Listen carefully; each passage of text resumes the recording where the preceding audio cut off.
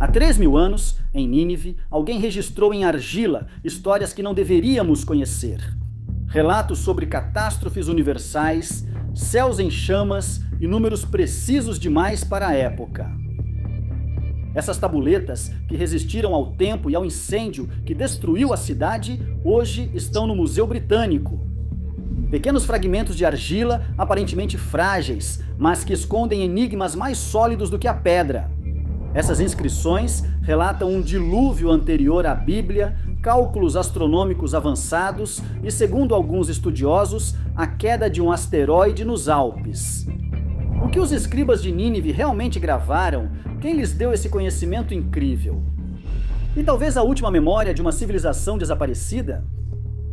Hoje vamos descobrir esses incríveis artefatos e esse povo antiquíssimo. Antes de começar, convidamos vocês a se inscreverem no canal para apoiar e não perder os próximos vídeos. No século VII a.C., Nínive, no atual Iraque, era uma das cidades mais poderosas do mundo. Crônicas antigas relatam que suas muralhas tinham mais de 12 quilômetros de perímetro e 15 portões fortificados.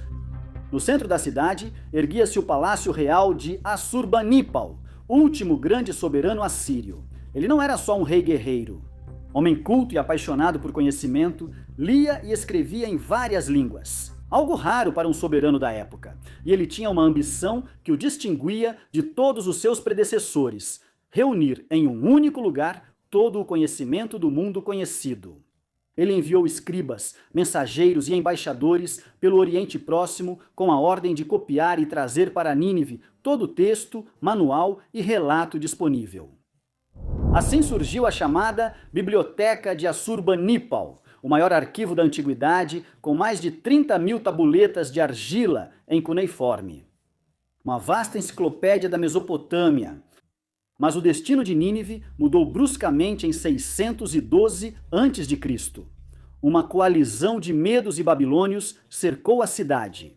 As muralhas desabaram, o Palácio Real foi saqueado e Nínive foi incendiada. Os assírios desapareceram da história e, com eles, também a memória do seu conhecimento. No entanto, foi justamente aquele fogo que destruiu a cidade que salvou a biblioteca. O calor transformou involuntariamente as tabuletas de argila crua em cerâmicas resistentes. Os inimigos de Nínive haviam cozido e preservado por milênios o conhecimento do império.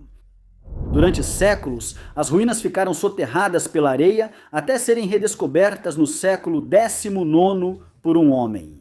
Seu nome era Austin Henry Layard, um jovem explorador e diplomata britânico. Em 1845, ele começou a escavar em Kuyunjik, perto da moderna Mossul. Hormuz de Hassam, um assírio cristão familiarizado com a língua e tradições locais, estava com ele. Juntos começaram a remover metros de terra e entulho. No início, encontraram estátuas colossais, as famosas figuras aladas dos palácios assírios. Mas depois apareceram objetos menores e frágeis, porém muito mais importantes: fragmentos de tabuletas cuneiformes. Layard logo viu que tinha algo único em mãos. Não era só arqueologia, era a voz escrita de um povo antes conhecido apenas pela Bíblia e por historiadores gregos. Quando as primeiras caixas de tabuletas chegaram a Londres, os estudiosos vitorianos se depararam com um enigma. A escrita cuneiforme havia sido decifrada há pouco tempo. Era preciso tempo, paciência e conhecimento de línguas antigas para dar voz àqueles sinais. Entre os jovens assiriólogos que se dedicaram à tarefa, havia um em especial: George Smith. Smith não era um acadêmico de carreira, ele nasceu em uma família humilde e trabalhava como gravador de notas. No entanto, sua paixão era a Mesopotâmia. Ele passava horas no Museu Britânico estudando os fragmentos trazidos por Layard e Hassam. Em 1872, ao decifrar uma tabuleta da biblioteca de Assurbanipal, ele percebeu algo incrível. O texto falava de um homem, Utnapishtim, que recebia um aviso dos deuses. Um dilúvio universal estava prestes a destruir a humanidade. Utnapishtim. Ele deveria construir uma grande embarcação, levar consigo a família e os animais e esperar o fim da tempestade. Após dias de chuva e águas sem fim, o barco atracava em uma montanha para ver se a terra havia reaparecido. Utnapishtim soltava primeiro uma pomba, depois um corvo. George Smith ficou chocado. Essas linhas eram quase idênticas ao relato bíblico de Noé, mas essa tábua era bem mais antiga que a Bíblia. Quando a notícia foi divulgada, a Inglaterra vitoriana ficou sem fôlego. A Bíblia não era mais o texto mais antigo a relatar o dilúvio. Já existia uma versão em argila de Nínive, séculos antes de Moisés escrever o Gênesis. O relato fazia parte da famosa epopeia de Gilgamesh, o poema épico mesopotâmico que narra as aventuras do rei de Uruk. Na 11ª tábua da obra, Gilgamesh busca o segredo da imortalidade. Ele encontra Utnapishtim, sobrevivente do dilúvio, que lhe relata sua história. O paralelo com o Gênesis é impressionante. A construção de uma grande embarcação, o resgate de homens e animais, o monte de chegada e os pássaros enviados para buscar terra. Era difícil acreditar que fosse apenas uma coincidência. A descoberta de Smith abriu um debate feroz. Foi a Bíblia que copiou dos babilônios, ou ambas as tradições herdaram um relato ainda mais antigo, uma memória comum de uma catástrofe real? Mas, se aquela tabuleta havia abalado os historiadores do século XIX, havia outra, escondida entre milhares de fragmentos, destinada a levantar perguntas ainda mais inquietantes. Um artefato que à primeira vista parecia insignificante, um disco de argila, gravado com sinais cuneiformes que representavam um mapa do céu estrelado.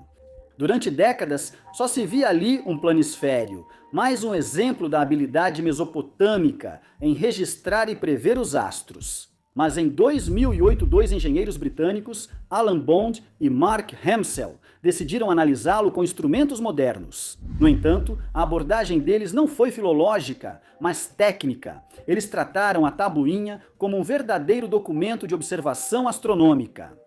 Primeiro, Bond e Hemsel transcreveram com precisão os sinais cuneiformes que indicavam as posições das estrelas. Depois, com a ajuda de softwares de simulação celeste, reconstruíram o céu sobre a Mesopotâmia, em diferentes épocas. O resultado os deixou sem palavras. As estrelas não correspondiam ao céu de 650 a.C., como dizia a leitura oficial, mas sim ao de 29 de junho de 3123 a.C., quase 2.500 anos antes da suposta confecção da tábua.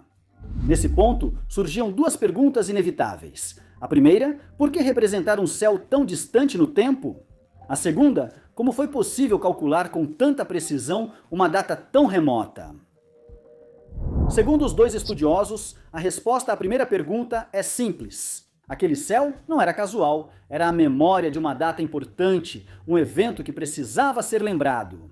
E justamente observando melhor a tabuinha, eles notaram que ao lado das constelações gravadas havia uma marca anômala, uma linha oblíqua, diferente de todas as outras, que não correspondia a nenhum astro conhecido. Não era um erro, mas o testemunho de um fenômeno real. Para Bond e Hemsel, esse sinal representava um corpo celeste de grandes dimensões que havia atravessado os céus da Mesopotâmia, deixando atrás de si um rastro luminoso memorável. Em outras palavras, um asteroide. Neste momento, os dois estudiosos calcularam sua trajetória usando estrelas de referência. A direção não apontava para a Mesopotâmia. O objeto continuou em direção ao noroeste, projetando essa linha no mapa terrestre. A conclusão era surpreendente. O asteroide tinha se dirigido para a Europa. Se a tábua realmente mostrava na entrada de um asteroide na atmosfera, deveria haver uma pista na Terra, uma marca na paisagem. Seguindo a trajetória indicada pelos sinais, Bond e Hemsel chegaram a um ponto específico do mapa, os Alpes Austríacos, no coração do Tirol. E lá realmente havia alguma coisa. Em Coffels, distrito de Ötztal, está um dos maiores deslizamentos de terra da Europa. Uma massa de rocha de 5 km² deslizou montanha abaixo em um único evento catastrófico. Não foi um desmoronamento gradual, nem vários deslizamentos, mas sim um grande deslizamento há cerca de 9.800 anos, segundo datações geológicas. Os estudiosos sempre discutiram sobre a origem desse deslizamento. Não há uma cratera de impacto, não tem a borda circular típica, não há restos de meteorito. Geólogos dizem que é um deslizamento enorme, mas ainda assim um deslizamento. No entanto, ainda restam anomalias. As rochas de Keufels apresentam sinais incomuns, fraturas profundas e superfícies que parecem ter sido submetidas a temperaturas altíssimas, como se tivessem sido parcialmente fundidas. Algumas camadas mostram vestígios de deslizamento sob altíssima pressão, difíceis de explicar apenas por deslizamento gravitacional. É como se uma força imensa tivesse atingido a montanha em um único instante, liberando uma energia que vai além dos processos geológicos normais. É a partir dessas anomalias que surge a hipótese de Bond e Hempsel. Segundo os engenheiros, o asteroide descrito na tábua não atingiu a Terra diretamente, como ocorre quando meteoritos criam crateras, mas sim em um ângulo muito baixo, raspando. Uma entrada assim pode causar efeitos devastadores. O corpo celeste se desintegra na atmosfera, liberando energia comparável a centenas de bombas atômicas. A explosão gera uma onda de choque imensa que atinge o solo, comprimindo e despedaçando montanhas inteiras. Nesse caso, não sobra uma cratera circular, mas sim um colapso geral, um enorme deslizamento e uma cicatriz irregular que deforma o local. Para Bond e Hempsel, foi isso que ocorreu em Keufels. Não um deslizamento natural, mas resultado direto da explosão aérea de um asteroide. Porém, há um ponto importante. A geologia data o deslizamento de Keufels em cerca de 9.800 anos atrás, no início do Holoceno, após a última glaciação. Bond e Hempsel, por sua vez, ao lerem a tabuleta, datam o evento em 3123 a.C., mais de 4.000 anos depois. Portanto, temos duas cronologias que não coincidem. Para a ciência oficial, o deslizamento de terra tirolês é bem anterior ao período assírio. Nenhuma tábua cuneiforme existia ainda, mas para Bond e Hempsel é exatamente o evento descrito pela tábua. Um asteroide entrou de raspão na atmosfera, explodiu e foi capaz de fazer toda a montanha desabar. Aqui, ou a geologia superestimou a idade do deslizamento, ou a tábua não relata o evento de Keufels. Mas talvez o verdadeiro problema nem seja a datação. Talvez estejamos vendo a questão do ponto de vista errado, mas antes disso, precisamos discutir a hipótese de Joachim Seifert e Frank Lembke, dois pesquisadores que, em 2014, releram essa tábua de uma forma completamente diferente. De acordo com dois pesquisadores, as inscrições presentes na tábua não representam simplesmente constelações, mas uma sequência de imagens. É como um storyboard que mostra o desenvolvimento de um fenômeno astronômico real, analisando os sinais como fases do evento e comparando-os ao céu recriado em softwares astronômicos. Seifert e Lembke identificaram uma correspondência precisa em 22 de junho de 2193 a.C. Segundo eles, nesse dia um fragmento da corrente cometária das Táuridas entrou na atmosfera sobre o Oriente Médio, desintegrando-se e afetando o clima, e talvez na história das civilizações da região. Aqui temos duas datas distintas. Bond e Hempsel mencionam 3123 a.C., enquanto Joachim Seifert e Frank Lembke sugerem 2193 a.C., é fácil se perder com números distantes e hipóteses diferentes, mas, como dissemos, talvez estejamos errando. Ponto de observação, porque a verdadeira pergunta que deveríamos fazer não é quando aconteceu, mas sim o que aconteceu.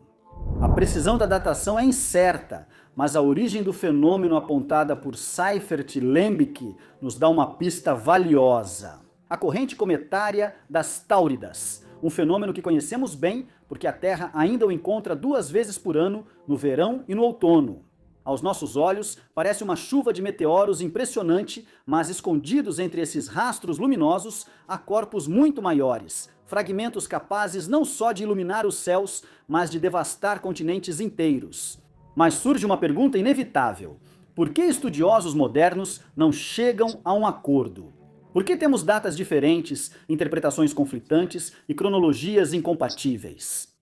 Talvez porque o que lemos nas tabuletas não seja a crônica direta de um povo que observava o céu, mas sim a cópia de um conhecimento mais antigo, transmitido e deformado ao longo dos séculos. Um saber que, com o tempo, perdeu a linguagem científica e sobreviveu como mito, rito e superstição. Para confirmar essa visão, temos outro documento extraordinário, a Lista dos Reis Sumérios, um texto que distingue claramente um antes e um depois. O dilúvio, reis que governavam por milhares de anos, figuras quase imortais, reinos de duração normal, liderados por homens como nós. É uma ruptura clara, que parece contar não o início da civilização, mas o fim de um mundo mais antigo. E é justamente aqui que surge a pergunta crucial. Se a tábua K8, 1538, guarda a memória de um cataclismo cósmico, o que nos dizem as outras tábuas da biblioteca de Assurbanipal? Entre os artefatos mais notáveis estão as mulapim. À primeira vista, parecem simples listas, constelações, regras para determinar solstícios e equinócios, cálculos sobre a duração dos dias e das noites, mas na verdade são verdadeiros manuais de astronomia. O incrível é que as tábuas mulapim que possuímos hoje foram encontradas em Nínive, mas não foram escritas lá. São cópias assírias de textos bem mais antigos, criados séculos ou milênios antes em ambiente babilônico ou sumério. Os estudiosos concordam que no século VII a.C., os escribas não inventaram essas noções, mas as transcreveram de tradições anteriores. Isso não se aplica só às mulapim. A série Enuma, Anu, Enlil, que reúne observações astronômicas e presságios, mostra a mesma dinâmica. A compilação desses textos exigiu séculos de observações transmitidas e copiadas por gerações de escribas. Cada eclipse, cada conjunção, cada anomalia celeste era anotada com rigor, mas depois revestida de significados religiosos. Um rei cairia, uma fome chegaria. Sinal, talvez, de que o núcleo original, dados e cálculos, já não era plenamente compreendido e, por isso, era reinterpretado de forma divinatória. O caso mais surpreendente diz respeito às tabuletas que registram os movimentos do planeta Júpiter.